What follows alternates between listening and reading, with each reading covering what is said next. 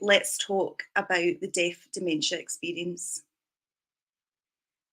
As you can see below, so it's a deaf dementia research report that we'll be discussing, and BDA have recently conducted this in March 2022, and this has been published. So the dementia report is there, and that consisted of a lot of research within care homes, and the aim is that there's 12 different care homes in total about that have experience with deaf patients there, and also those who don't. So I'll show you the report just now. This is it here. If you want information, we have that on the webpage, the BDA webpage. There's English, but there's also the BSL translation too. So I've invited 3 people to attend today, and they've been involved in this work throughout.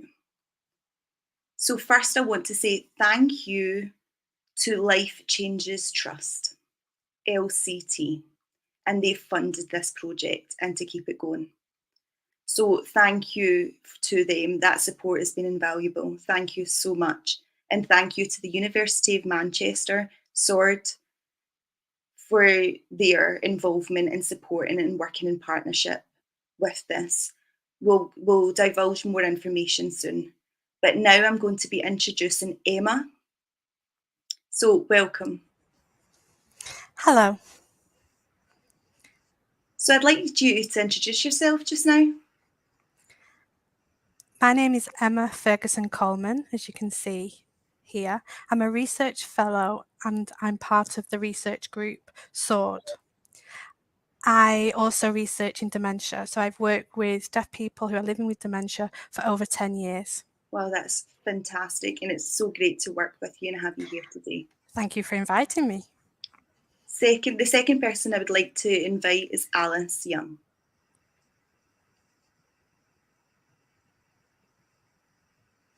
Hi. So my name is Alys Young, and my surname is this, and I work at the University of Manchester. I have 2 roles. So I'm Professor of Social Work, and I'm also a registered social worker, and I work as part of SWORD. I also work alongside Emma. SWORD, you work together. Fantastic. It's so lovely to have you here today. Thank you. I've also got one other person I would like to introduce, and that is Carolyn. Hello. So my name is Carolyn Denmark, as you can see below. And I myself, grew up deaf, and I've got a deaf family. And I have seen my deaf mother who had dementia. Unfortunately, she's now passed away. So I grew up within a deaf household, and I've also got other deaf family members also that had dementia. So I train through Dementia Friends. And I've been doing that for 2 years now. During COVID, that was really difficult, but thanks to technology and via Zoom, I've been able to conduct that training. So I had worked with BDA also as a researcher within deaf care homes within Scotland, and that was deaf people who were within those care homes who had dementia. So it's thank you so much for inviting us. It feels fantastic to be back at the BDA and to work with you guys again today. Yeah, absolutely. It's like a reunion today. So before we start and we get going, just to go back a little bit, thank you to all of you. And there's also another person as well. So it's not just us. There was another 4 or 5 people from the University of Manchester, but we're here today to discuss this. So thank you all for being here. But going back to, I just want to ask, why the research within care homes? Why was that important? So going back to, Emma and Alys and Caroline,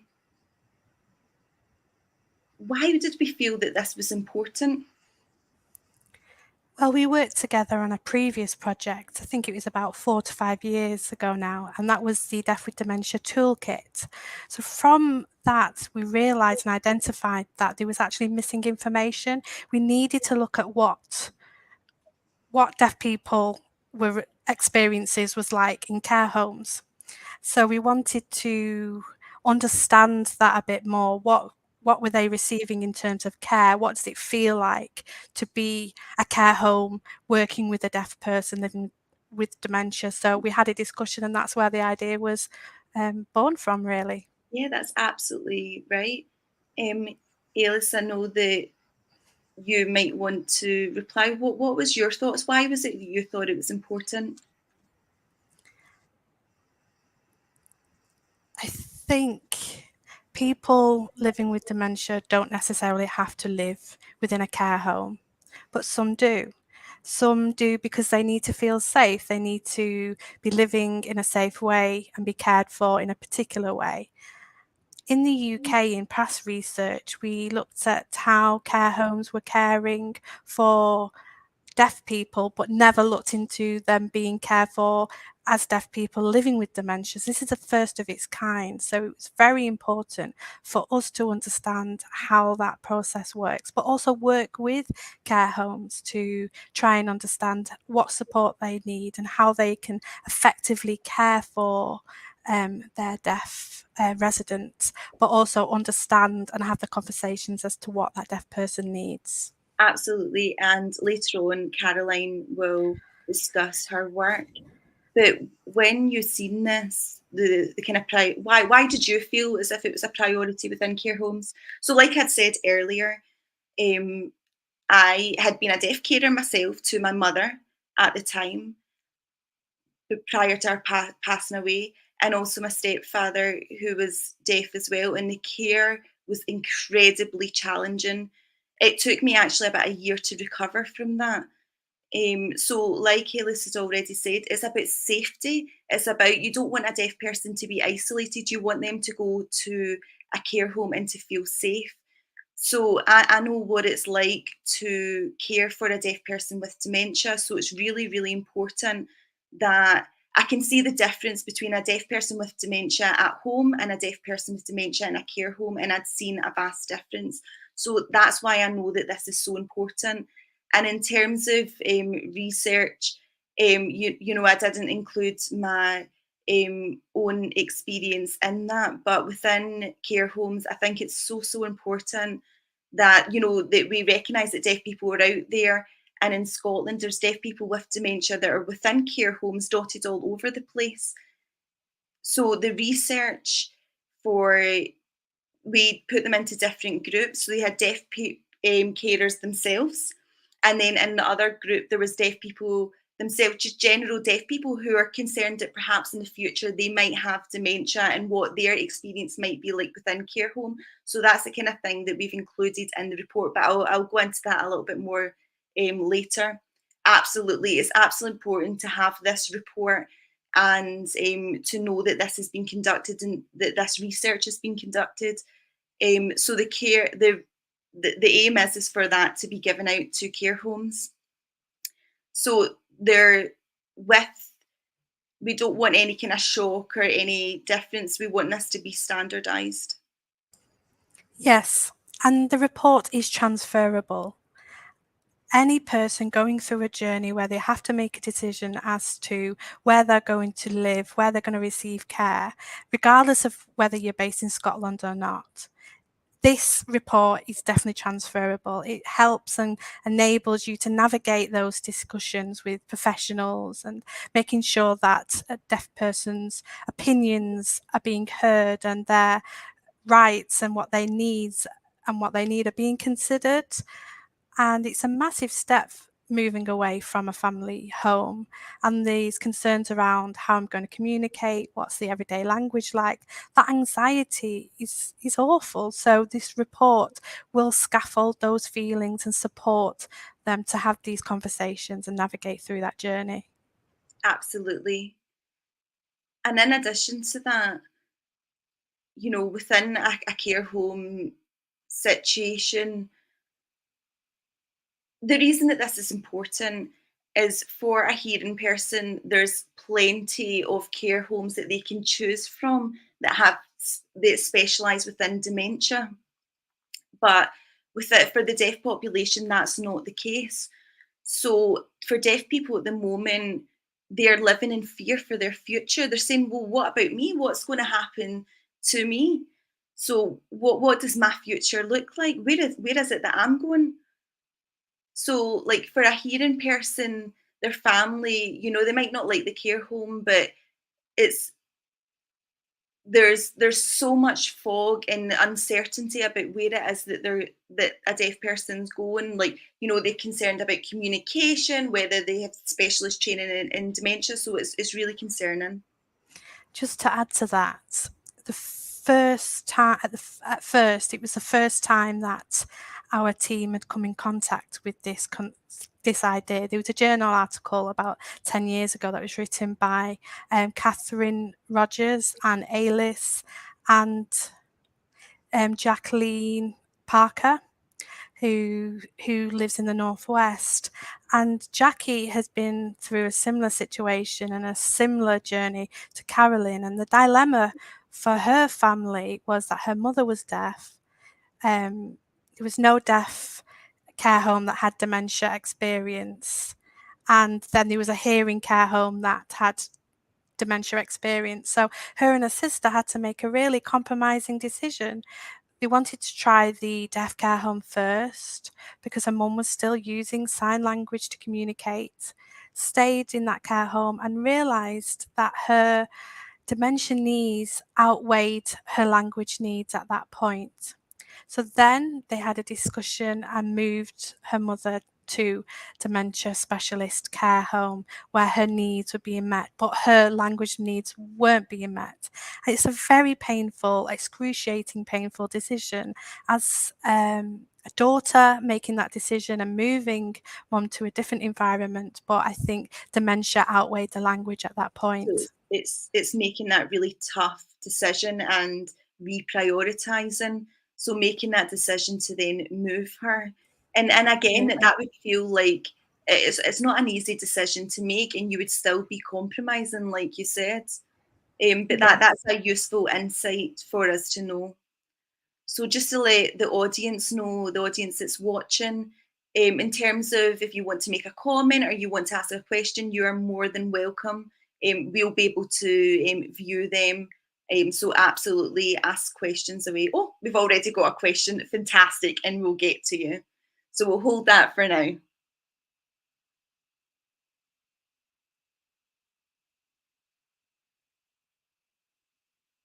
So we have a question. We'll maybe have a look at that just now.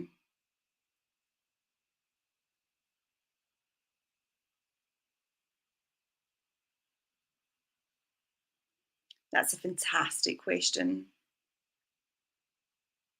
Talking about the current census that we've just done in 2020, there's not enough research. So, like in terms of asking the question, how many deaf people are there with the census, that can perhaps help us to gather more statistics in the future and help us do the report. What do you guys think about that? Does anybody want to come in? I think it's a really good question. So thank you for asking that. I think the biggest issue is we don't know who is living with dementia in the UK that are deaf. So it's just a guesswork at the moment. We don't actually know the figures. So we don't know how big the population is, how small the population is. So it's really difficult to meet their needs. Yeah, absolutely. Because for myself, when I was doing the research and I was working within care homes in Scotland, it was a massive challenge. It was incredibly difficult. And it's such a wide area, and it's like, where is it that we're going to next? And I was tapping in with social workers and various other professionals, but also with GDPR, that provides an additional barrier to accessing this information. So in terms of my research, like the kind of historic research that I done about like 18 something, there was like deaf people, but then over time it just stopped. So we did get some stats and then those stats disappeared. So we didn't know. But just recently, very recently, in fact, um, there was some information about sign language, but where we maybe need to wait 10 years from now to gather that information. Also, we have a record keeping issue. there was a lovely idea about us originally recording data, even going back to my time when I was researching my PhD. I wanted a number. I wanted to have a number. I contacted social services and said, can I have your records of how you record deaf people who use sign language and maybe over the age of 65 perhaps? And they stopped recording this information around 10 years ago. So it's a lack of record keeping that affects our visibility, so we're not seen in any official systems for the language that we use. So when we try and look back and capture that data, it's really difficult. I completed the census not long ago because I'm based in Scotland, and it didn't ask me about dementia. It didn't talk about dementia. It didn't ask me any questions around that. So if we do want to record this information on a census, how do we record this, that there's somebody living in the home with dementia and uses sign language? We need to capture that somehow. Yeah, and it would be absolutely useful perhaps for the next census in 10 years' time. But Caroline perhaps remembers with the research report when we were going out and doing interviews within care homes, we were getting told, we do have this, but we do have a deaf person, but our project focuses on a deaf person that uses British Sign Language. So for for people who are perhaps hard of hearing, that wasn't where our project was focused. Our focus was on BSL users. So it would be great to have that information recorded where it's a BSL user and to see whether or not that they have dementia. But that was a lovely question. Thank you so much, Erin, for asking that. And Caroline, just to add into that as well, when interviewing deaf people, there was also, it could be that they were at a stage in dementia where they were now no longer using BSL, but historically they had used BSL at some point in their life. So perhaps they had a hearing family, so that made the research even more challenging. So we were working, with like social workers for the deaf and with the care home to try and get this information. And it's not easy. It's not an easy task. Can I just come in quickly? If we think about if the shoe was on the other foot, so if a care home had somebody that uses sign language but then doesn't know that they're living with dementia, so it can happen from Absolutely. both Completely agree. perspective. Yeah, Emma's just agreeing with that. The NHS England, am I right in thinking, Alys, have they just started to record British Sign Language as one of their language choices? Linked to the IAPT project. Am I right in saying that? There's just something that's coming to mind, but it's not effective. No. They have statistics, so they have a way of recording, but then they have something called the NHS initial or signature, I think. So then there's a system that the NHS use, and that's where you upload patient information, but it's not sort of recognising sign language. It's the same for mental health as well. It's a similar Yeah, situation. clear. So just before we move on, I'm loving these questions. For with deaf social workers now, the numbers are also reducing. So that would then affect this also. Would you agree? So now moving on to the next part. So I want to ask Caroline now, and perhaps Alys also, is that all this work and all this time, we've produced something so wonderful and so lovely in this report. But Caroline and Alys, I want to ask you both, what did you find was the biggest impact when looking, like, what was your perspectives on this report? Because we've done all this research and then compiled it. What's your thoughts been? Well, I was sad but not shocked because I've seen the same information and it's been the same story for so many years. What impacted me the most, however, was that some deaf people disclosed in the interview that they were concerned about a family member who was in a care home because they felt that the care home staff are not recognising when that person's feeling anxious or feeling discomfort or feeling unsafe. So the deaf family member is going in and checking on that person constantly to check they're okay. So the enormity of that responsibility as a carer is massive.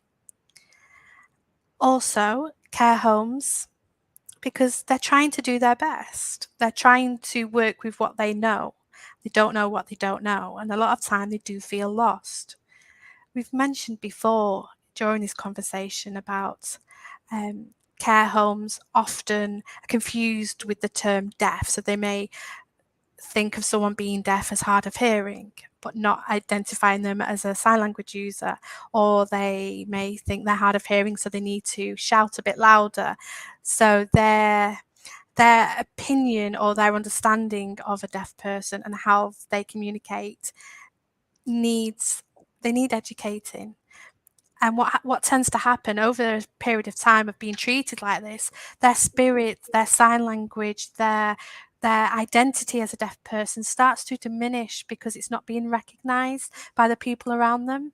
That is such an interesting view. And in terms of carers, it's a big responsibility, and they might just think that the deaf person within the care home is absolutely fine, that they're just quiet, but they're not recognizing that they're missing out on deaf culture and all of these things because they've not known them prior to that.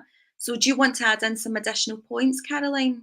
Yeah, so absolutely, deaf culture, this is just so important.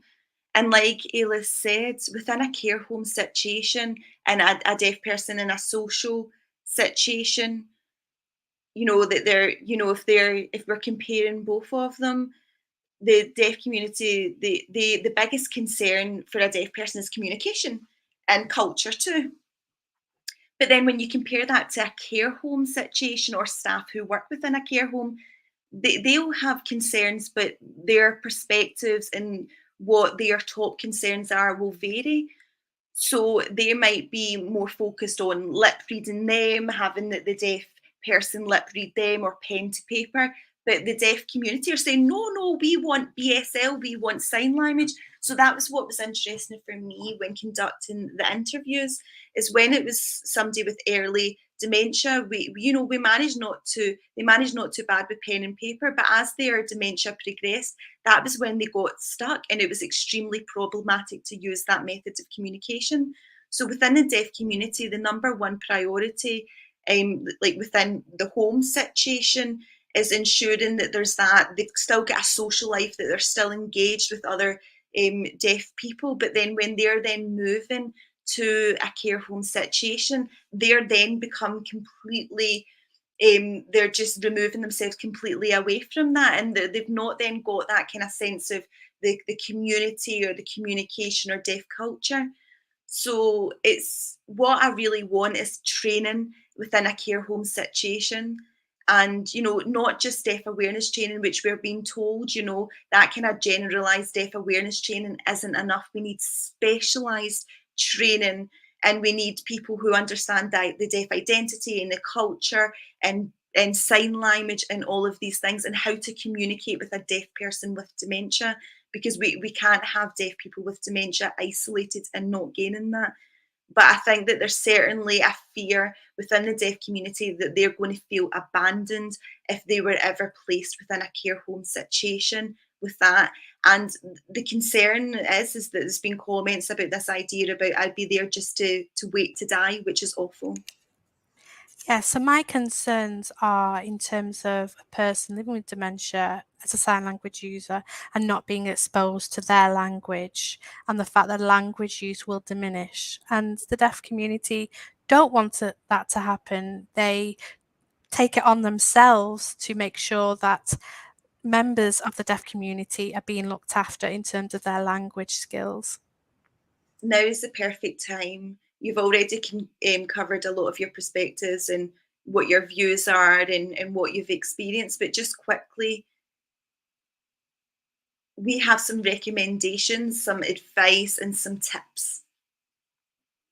So just before that, I just want to ask Caroline, you mentioned about training and providing training. Do you want to maybe briefly just mention that? Like what happened with that? Like with like Zoom in the care homes, was that received well? Was it considered valuable? So the training, how we conducted this was we got feedback and we recorded all of this feedback. We collated all of this information, and then there was a session, a training session. So we planned that, and what we everyone really appreciated that. So what we done was a to-do list, like what like a deaf person with dementia's needs are and what you shouldn't do. So we conducted two lists, and that was incredibly successful, that training.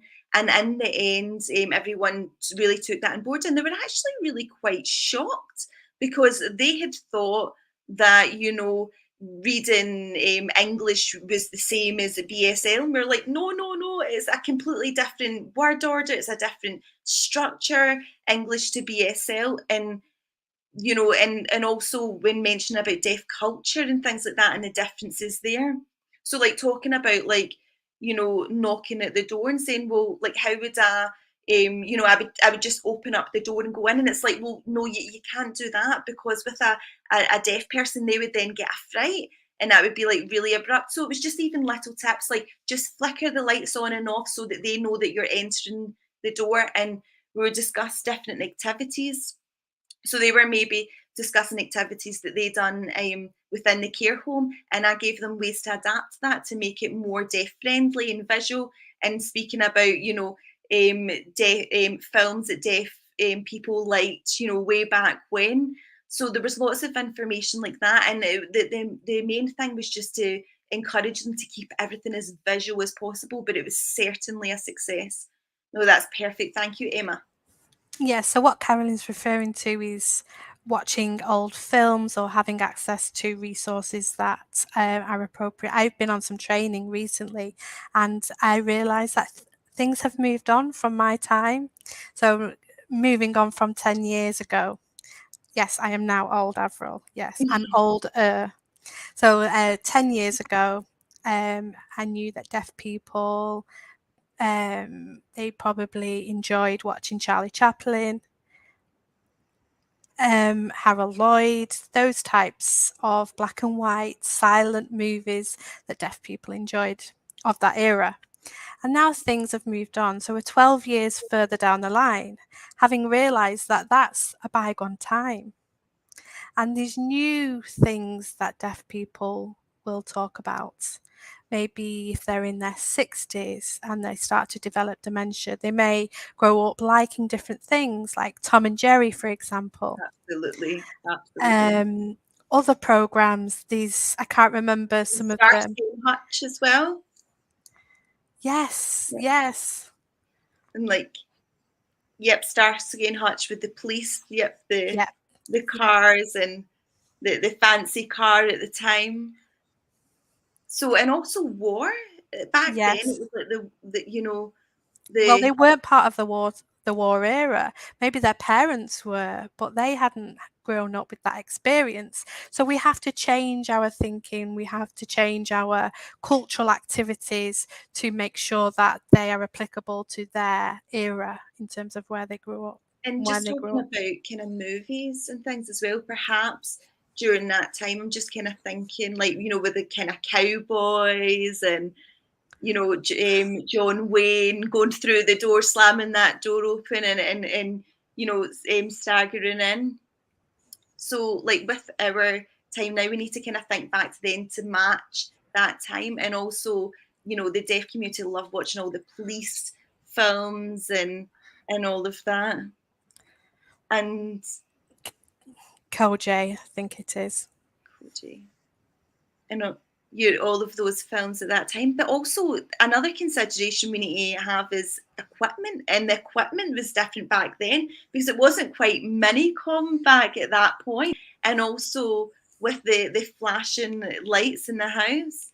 Yeah, remember that? It was almost like a siren, wasn't it? Yeah, And yeah, also that's the right. pager that we'd use, the vibrating pager. So we have to change all that because, you know, just to Yes. try and match their time and their needs. Yeah, and what you've raised is a really important point. I feel that equipment is definitely needed in terms of making it appropriate for their era. So whether it's minicom, pages, flashing Facts. lights, fax, yes, the flashing lights for doorbells, and that experience of what it feels like. Mount candle, And which that was I this, remember that switch, the day yeah, and night switch. Oh, I forgot about that. Absolutely, it's coming back to me now. yeah. So if we want to use that type of equipment with somebody living with dementia, they may not be able to recognize it or remember it. So, dementia can be a difficult illness when it comes to expectation of what that person can remember. We don't know exactly what they'll remember, whether they'll look at the phone or the facts. So, it can be a challenge because Yeah, you assume that they'll remember, but they may not you're remember that absolutely particular right. era. So thank you so much. Just going back, when we're talking about the report, we're in talking about recommendations. There was so much research conducted, and it's so important that there's recommendations there. We don't just want it to be negative, we want to offer solutions to these problems and these barriers. So we had done some short-term measures, some short-term solutions, some medium-term solutions, and also long-term solutions, because it's impossible to get everything in the here and now at the click of a finger. So we need to make plans. So we've separated them into the kind of three stages. So it's so useful and it's so important. And from this, it's important that we give care homes solutions because they're desperate for the help. So we need to offer them this. So I think Alys Young, you want to talk about all about me. Can you explain what that is? Like all about me? What is that? What does that mean? Okay, so in the hearing community, in care homes, if a person is moved to live in a new care home, they come with a document. And it's a list explaining who they are, where they've come from, their date of birth, their personality, their likes and dislikes. So that happens in the hearing culture. I think for deaf people, it needs to be a little bit different. So a lot of care homes don't understand the historical context of being deaf. They don't understand deaf eyes. So we need to help them understand this information. So I think the All About Me document would be useful. So it might have photographs, for example, it might contain information about my experience. It could be like a mood board saying, this is me in the center of it, this is my world. And these are the things that I would like to remember from my past. And with that, you can help me do that. So I don't think one page is enough. It's not enough information. So like kind of maybe it could be covering family or what they like with their cup of tea, if they like milk or that kind of thing. That's so interesting. And with this, it would be good to have that in a visual format. So like when they're in the hospital, that's maybe something behind their bed that could be displayed. So I don't like milk, or I'm a tea drinker, I'm a coffee drinker. To have that information in the care home for a deaf person with dementia, I think that's such a lovely idea.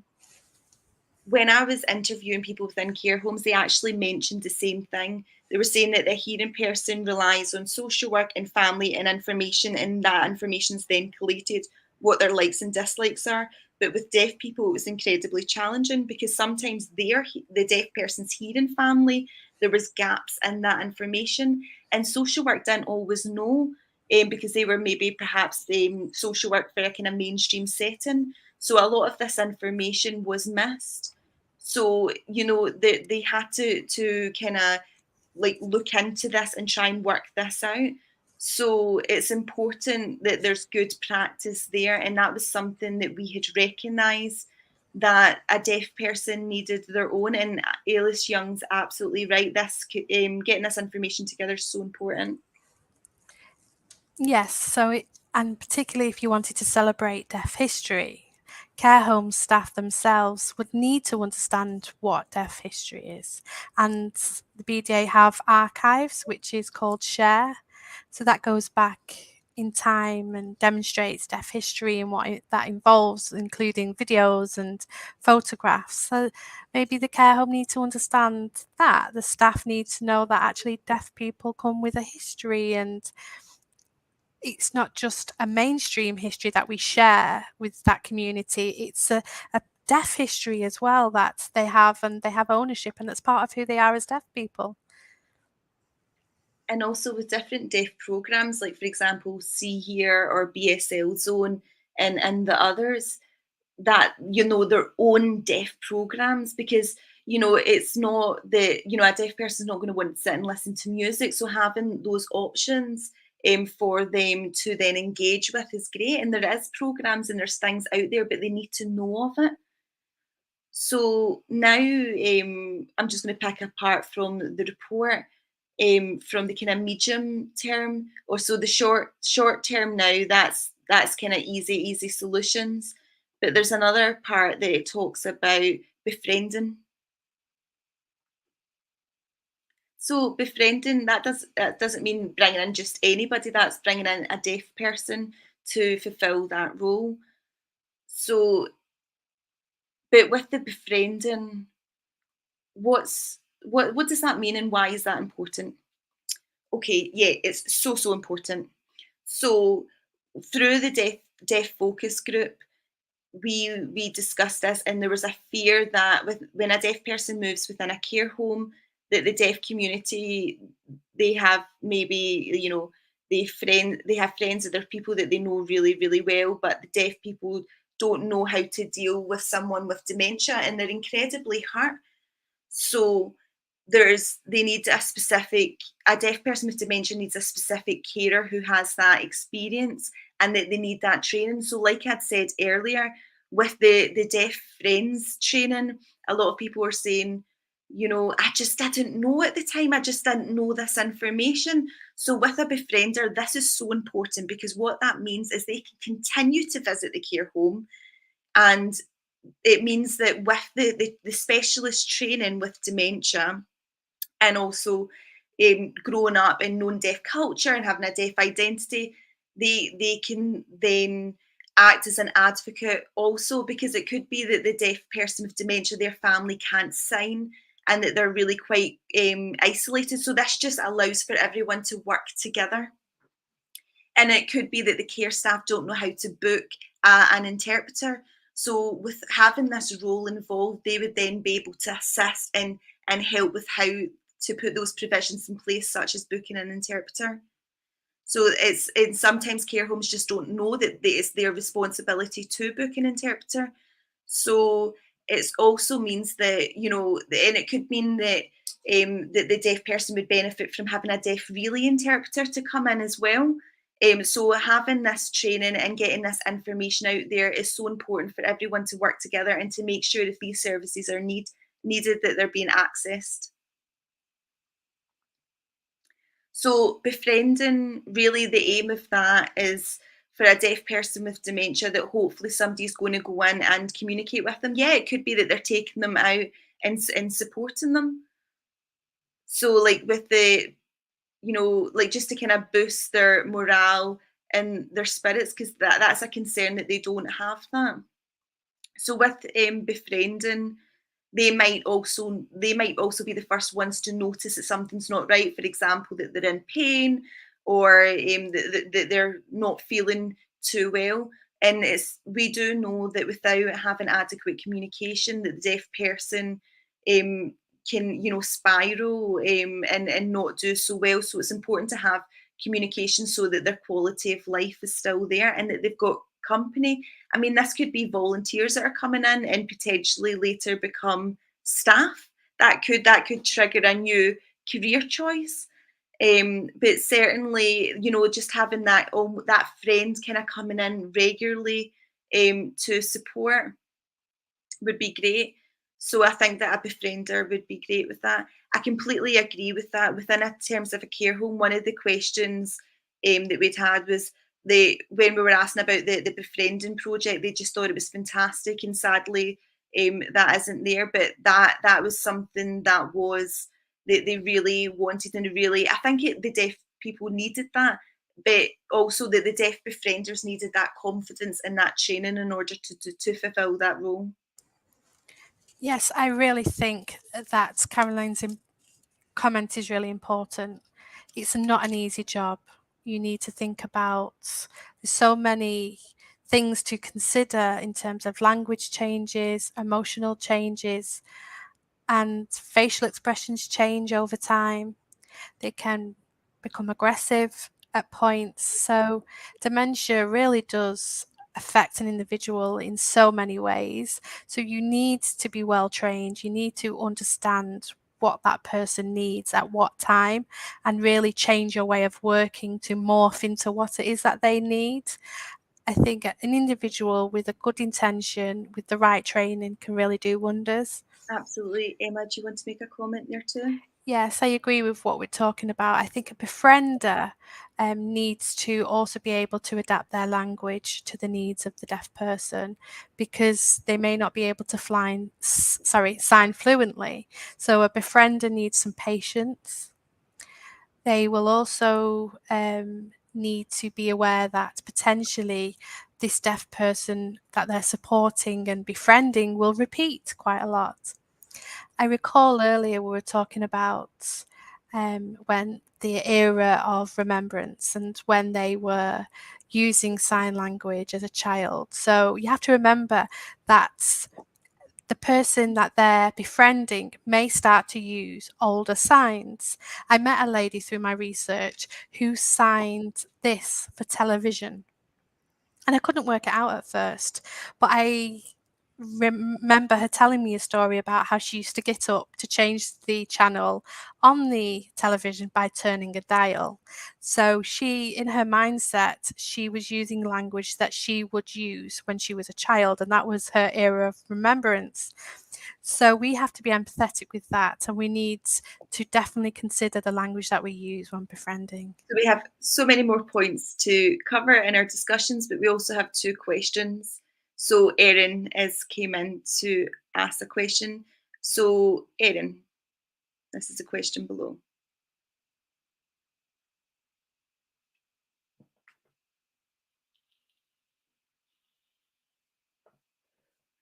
So talking about technology and how much it's changed, and it's difficult to keep up. So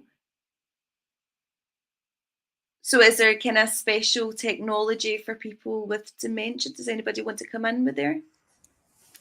So I've got two responses to that question. Yes, Erin is right that technology is evolving and we're constantly trying to keep it up and we're paying for it. So where do old pieces of technology go? I don't know. The second is the British Deaf History Society, based in Warrington, have collated all the old equipment, and it's on display for people to come in, have a look, and people donate. And what's nice is you could actually hire that equipment or take it into care homes and have a conversation with somebody living in a care home.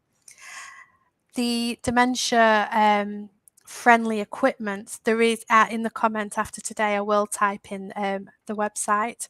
There's a really good website for equipment that enables somebody to live at home independently or in a care home. So easy access alarm clocks, easy access mobile phones, really limited functionality, but easier to access. So there is equipment out there that do suit the needs of a deaf person living with dementia, and I will post the link. I would also just like to add on to Emma's point there as well, with in reference to technology. They also have the old VHS, and obviously that then changed to DVD and then TV recording. So, for a deaf person with dementia, it can be really problematic. You know, what is this for? What is this piece of technology for? And it can be really quite confusing. So what we have to be wary of is for people with advanced dementia, just to have something, a straightforward TV for them to watch, and with a remote control, just to maybe have the digits on it, like number 1, 2, 3, 4, and perhaps put stickers on it, just to kind of match that person's needs, and so that there's some regularity there. So again, talking about the changes to, like, you know, DVD, we then started using DVD, and we'd also go to the shops to hire DVDs back in the day. So, you know, you then had the big thick you know, box. You know, remember the big box where it's like CC stamped onto it, and then you would carry that big box. And then with the holiday at the caravan, I would take all of this equipment, I'd load it all in. But, like, you know, now you've got these kind of thin devices that are so portable. But I remember that CC, like the kind of video, the kind of VHS big thick video player, and it said CC at the side of it, and it was like, oh, that means that there's subtitles. It was so exciting. Oh yeah, So definitely. yeah, that's something that Mhm. we can maybe show. I'm just conscious of time. And then going back again to the report, I think what's really interesting that I want to kind of pick up on is, in terms of the deaf community and asking them questions, there was some strong emotions there about deaf care homes. And most people would say that they would love to have a deaf care home because there would be signing. But the care home's perspective was like, oh, no, can you tell me what that was? What was it the care home's comments were saying with regards to this, Caroline? So with the deaf community themselves, I know before that there was deaf care homes, but there wasn't any specialist training for dementia. It was just generalised deaf care homes, and they've now sadly gone. But some have like deaf units. In Holland, they actually have a massive centre with specific, you know, they've got like, it's a deaf care home, but at the top floor, it's like for people with dementia, deaf people with dementia. So, you know, it would be great to have deaf units within the care home. And that was like one of the questions that I actually asked the people within the care home, is what their views or what their take on this would be within deaf units. And they had said that with the care homes, they're such old buildings generally, so they wouldn't be able to make the adaptations that were needed within them. And some of them said, but a deaf unit, what would that then mean? Does that then mean that we're then segregating deaf and hearing people? That's not inclusive. We need to be more inclusive, and that's a priority. So it was really quite interesting to see what their perspectives were. But I think it would be great for, you know, us to learn about deaf people with dementia, but the deaf community wanted, certainly their views were that they wanted a care a care home specifically just for deaf people. But then again, where would that then be based? I mean, Scotland is a large area with loads of different local authorities and areas within it. Does that then mean that people would then have to travel far to get to that care home? And what about their family in terms of family visits? That would then mean that they would then potentially have to travel a really long distance in order to visit their family. So this isn't an easy fix or an easy solution. So it's the same, you know, within schools. Like, a lot of deaf children now are going to mainstream schools, and they're then getting placed in deaf units. So just kind of thinking back to the care homes, you know, if there's maybe 5 beds and it's all deaf people and they're all using BSL, I think that seems like a nice idea. What is your view? Sorry, Alys, you want to say something? Yes, I think it's just cultural perspective.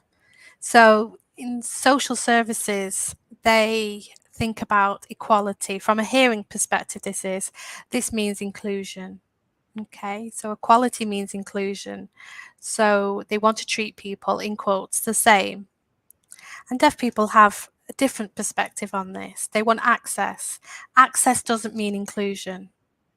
So deaf people want the same experience, but but a lot of time perspective is different, and that's the perspective of social care when it comes to And inclusion. that's so interesting. Emma, you wanting to come up in there? Yeah, so let's suppose we set up a specific deaf-only care home, and deaf people would travel in. They would be away from their family. They would also leave their local deaf community. So it's twofold.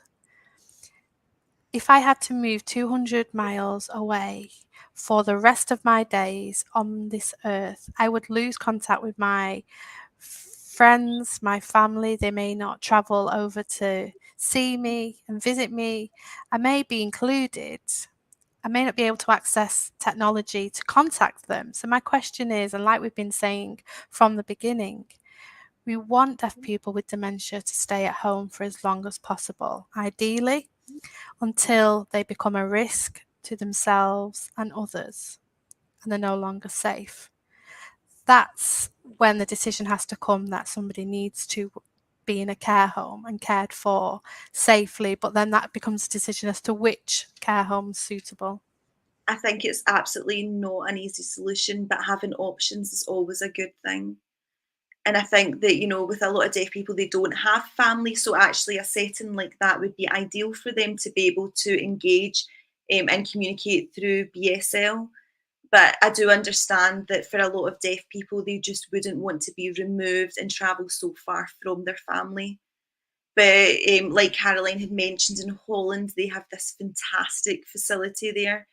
And there's, it's just they've got, it's important to have plans and to know that you've got then that safety. But certainly for me, if it was myself, I would definitely be wanting to move to a facility like Holland.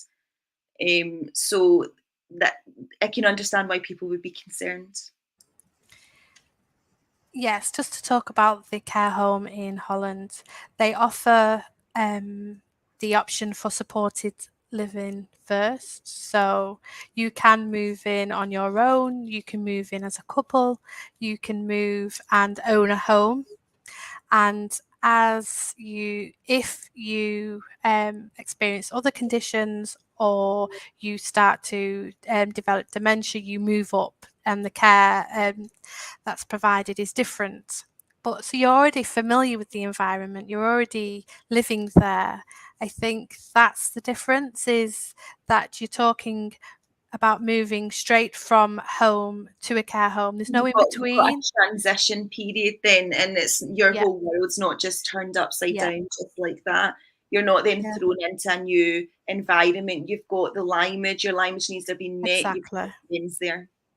Caroline, just before we move on, yeah, and I just want to add into that point as well. I was interviewing one care home that was actually on an island, and their take was, and like Emma had mentioned, actually, they were trying to encourage this deaf person with dementia to stay within the home for as long as possible and have the services attend the home.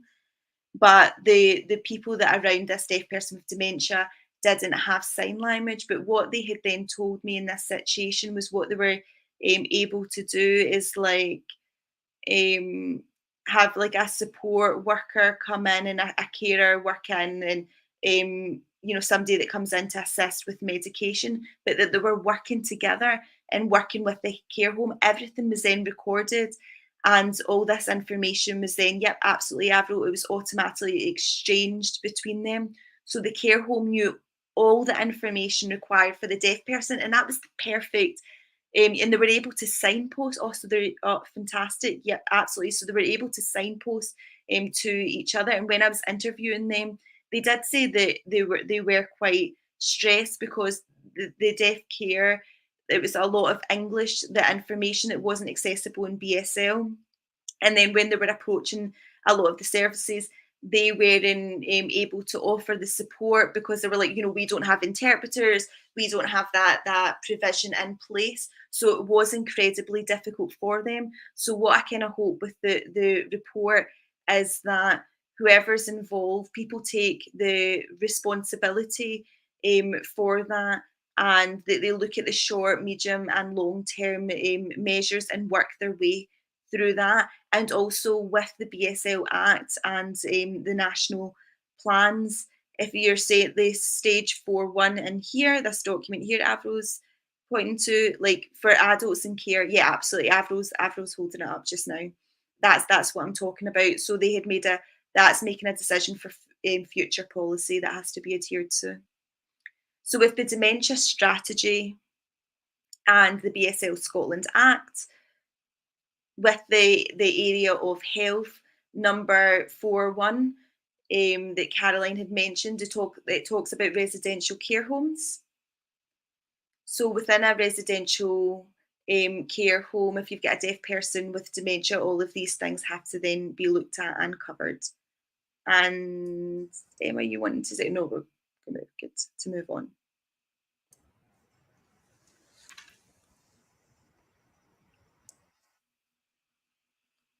So of course we're talking about like equipment just earlier, and equipment that would be suitable for the era of the deaf person with dementia. And we're talking about, like, you know, different rooms, like say if we're talking about different rooms like kitchen, living room, bedroom. In the University of Stirling, there's actually a facility where you can view this, and they've actually got old equipment on display for you to go in and view. So that's really quite interesting, and it's interesting to compare for a hearing person and a deaf person also. Just one more, I'm just conscious of time. One area that I would like to talk about is inspection, like care home inspection. As you know, there's plenty of people that come in, you know, like at school, that's like kind of almost the care home undergoes an assessment to make sure that their facilities are up to scratch. And you know, within hearing care homes, the inspector will go in and they'll do their assessing. But should we start thinking about bringing in a deaf person to conduct this role? What do you think? For this is obviously for the long-term plan. What would you think, Caroline? So in England, we actually already have someone, a care inspectorate, who's involved that's deaf themselves, and they then go in and they had, when I was discussing with this person, I'd said, you know, do you think that this should be all over nationally? And they said, absolutely.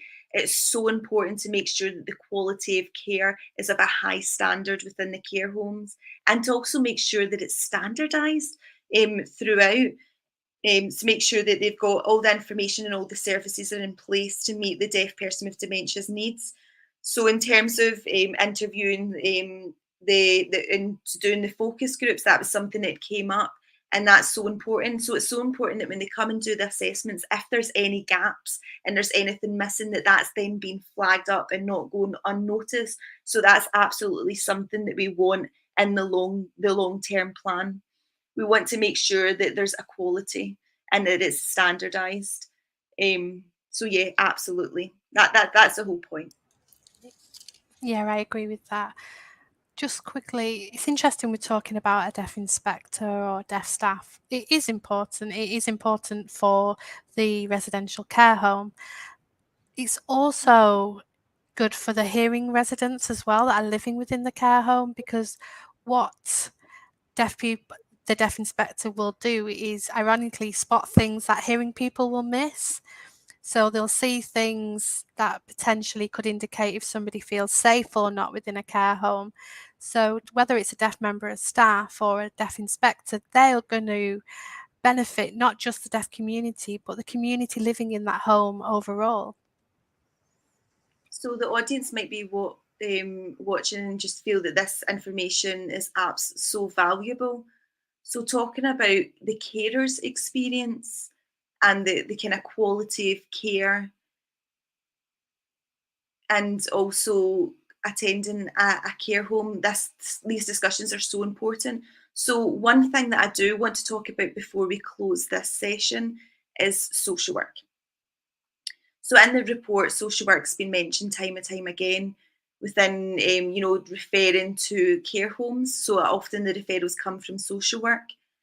And before there was many deaf social workers for the deaf, but now that's not the case. So you might have social workers who don't have the experience of deaf people who are then referring to care homes. So what could be the issues or the problems with that? On you go, Alys, on you go. I can add in later. I think you're correct in saying that there were specialist deaf social workers or specialist social workers for the deaf. And when a social worker is assessing somebody who potentially move into a care home, they don't know much about that person. They don't know much about deafness. So they may appoint an interpreter or work with an interpreter, and they may say, well, everything's okay, communication's gone smoothly, but they don't have a knowledge of that person and what their difficulties are and what their journey's been, what their language is like, and their language is potentially gone at that point. So unfortunately, social workers need to work with advocates. So they need Yeah, to have additional people involved because they yeah. don't We need more understand people in the deaf team. culture.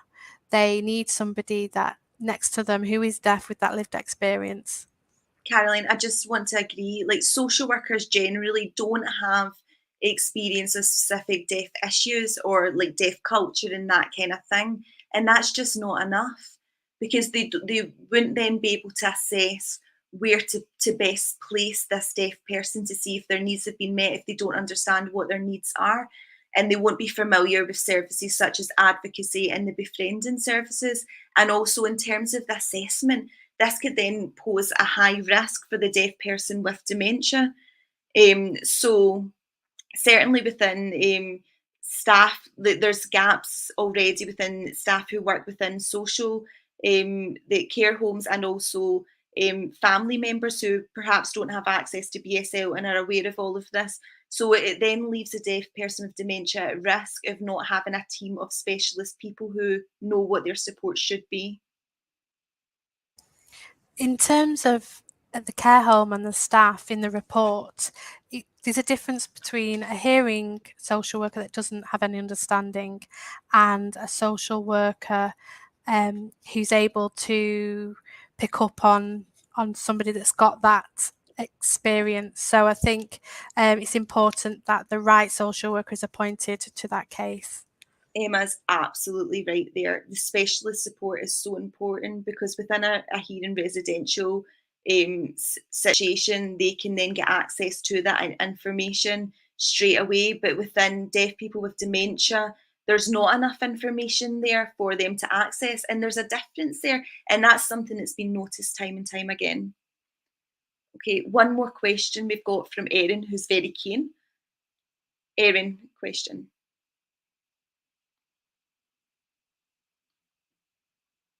Any comments on this? So talking about Erin's talking about the opportunity to become a befriender. If you contact Age UK, also the Alzheimer's Society or the Alzheimer's Scotland, um, I'm sure they'll welcome people to be involved in befriending services. The BDA did provide befriender training 3 years ago, so there's materials that are potentially available, so I'm sure you could contact BDA Scotland. And there's also courses that you can attend that offer you those transferable skills. But in terms of the courses, would that then be suitable for a deaf person with dementia? Yeah, that's the thing with the resources for we adapted a lot of the resources to match the needs of a deaf person, and there was some concerns that with the training that's provided by hearing people that all of this has been missed. But I have noticed that some deaf organisations do have their own volunteers and befriending services, so that's something that we absolutely need to promote. But Yes. in terms of befrienders who have specific training, that information that's not known and that information isn't available, so we need to make sure that's done and we're bridging that gap. So with dementia training for the befriending service. I'm talking about specific dementia training for deaf people. At that time before COVID, this was kind of in the works, and there was then obviously the challenge of COVID, but that's certainly something that we all feel that would be incredibly beneficial. The report has so much information in it, and we've picked up a good few points, and we've covered a lot of points today. But this report that's there, I would just like to ask you all, what is the next steps? What is it that you would like to see from this report going forward, 3, 5 years time? What would be this aha moment for what would you like to see? Caroline, it's so difficult. But like Emma had mentioned, when we had started way back when, the care homes all when we were working with the care homes all over, what we had to do was to make sure we wanted to show this report and publish this report to them, and to make sure that we're continuing to go out and sharing this information and working with Sword and that team and the BDA. And for those who are watching us, we're having more and more deaf people themselves request personal private consultations, and they're saying, you had spoken about, Deaf Awareness Week and things like that, and we're exchanging information and sharing information. So that's how we're getting the information out there, and that's what's so important. So from the report, from the kind of medium to long term, it's so important to have like befriending services, advocacy services, deaf relay interpreters, you know, managers and staff in care homes get involved. And I feel that it will be this. So this is what would work well, is to get this information all over the nation. I think through this particular research project, we've met a lot of care home managers and staff who are keen to change their practice and improve the experiences of deaf people. We've had lots of people with the willingness to want to change. So if we can build on that momentum, and because people are motivated and have that motivation, we need to support them through it. So we need to support them through the short, medium and long-term goals, and support them and guide them through it so they feel held during that process, and they're building that momentum while they've got it and while it's fresh. They're probably not as confident at the moment, but through support that will change and they'll implement the changes. And I think it's really important that we have that in mind, and that care homes are confident. Emma. The deaf community need training on how to talk to the care homes and how to express their views on what they need and what they want. I think a lot of the time deaf people are left out, because what happens is the conversation is between a hearing family member and the care home, and the deaf person is left without being engaged in that conversation, and that conversation needs to happen on the onset, or if not before, and not left till last minute. Thank you so much for that information. That's so useful. In terms of carers, what about support? What provision is there? We're talking about, like, care homes, there's a lot of frustrations, but what's next? What would be the solution for carers within care homes? Okay, so I feel like with deaf people within dementia that are within care homes, and they've got their care plans already and that kind of thing. But when they're at home and then they transition to a care home, I think that the local authority have to be aware that there's issues that have been raised in our report, and that it's not just the same as before, like this kind of 10 hours of a day support. The support that they've had in place at home still continues, and it isn't completely cut off as they transition to a care home. So let's say it was like family or, friends. I think that it's important for them to be aware of the report and to be able to show this report off to ensure that all of this has been covered. Is there anything else that we'd like to add? So this was part 1.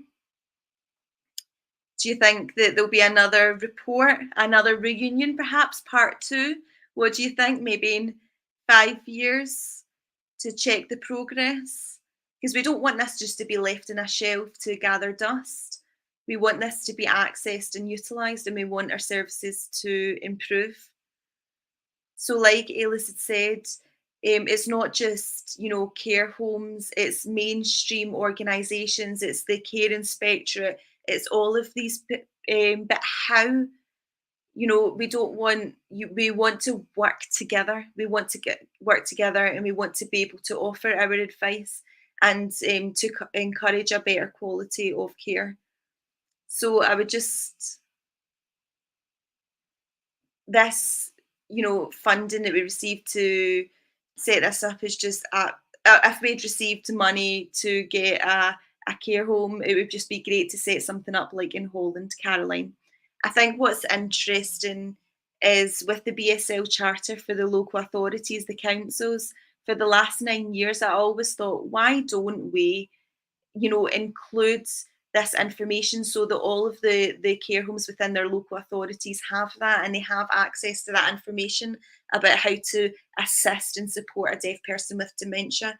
I'm just aware that time has went there, but in terms of the deaf community watching, is there anything you would like to say? I would just like to let everyone know that perhaps your friend, a family member has dementia.